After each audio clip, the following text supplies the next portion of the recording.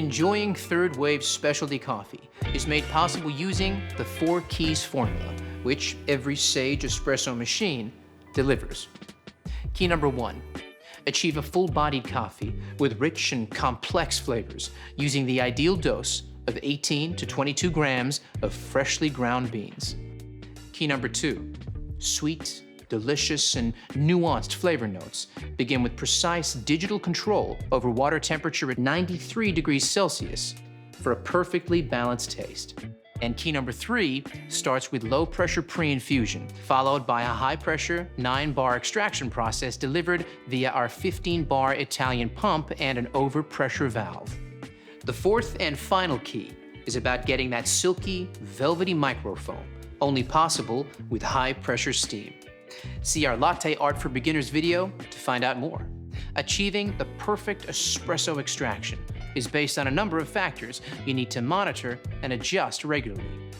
Here's a barista to explain how it's done.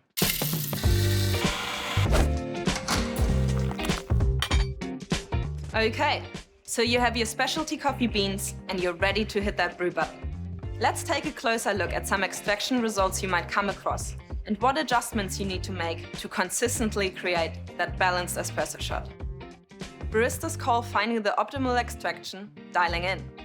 This is because it usually revolves around just adjusting the grind dial to get the right grind size.